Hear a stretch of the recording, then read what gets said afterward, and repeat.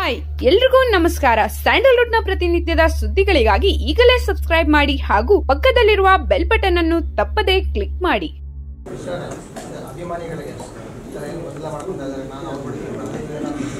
ಅಭಿಮಾನಿಗಳು ಒಂದು ಮಾತು ಹೇಳಕ್ ಇಷ್ಟಪಡ್ತೀನಿ. ನಿಜವಾಗ್ಲೂ ಯಾವುದೇ ಕಾರಣಕ್ಕೂ ನನ್ನ ಅಭಿಮಾನಿ ಅನ್ಸ್ಕೊಂಡವ್ರು ಅಥವಾ ಯಾರೇ ಕನ್ನಡ ಅಭಿಮಾನಿ ಅನ್ಸ್ಕೊಂಡವರು ಅಷ್ಟು ಚೀಪಾಗಿ ಸೋಷಿಯಲ್ ಮೀಡಿಯಾದಲ್ಲಿ ಮಾತಾಡಬಾರ್ದು. ನಾನು ಒಂದೇ ಕೇಳೋದು, ನಾನು ಯಾವಾಗಲೂ ಒಂದೇ ಮಾತು ಹೇಳೋದು, ಇನ್ನೊಬ್ಬ ಹೀರೋಗೆ ನೀವು ಗೌರವ ಕೊಡಲಿಲ್ಲ ಅಂದ್ರೆ ನೀವು ನನ್ನ ಅಭಿಮಾನಿ ಆಗಿರಲ್ಲ.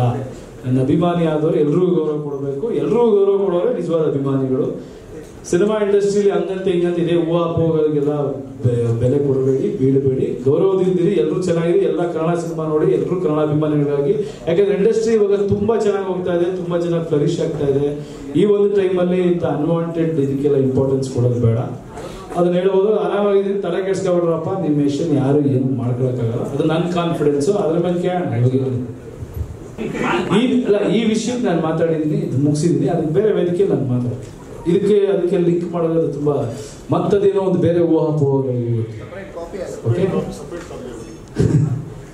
Okay, thank you sir, thank you. ಇಷ್ಟು ಗೌರವ ಕೊಟ್ಟು ನೀವು ಬಂದ್ರಿ.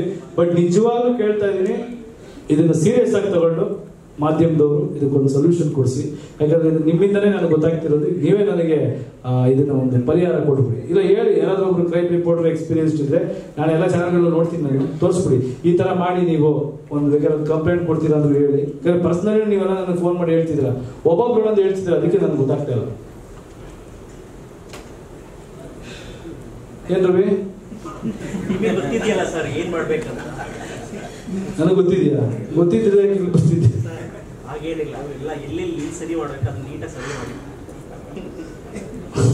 Okay, thank you. ಏನು ಹೇಳಪ್ಪ.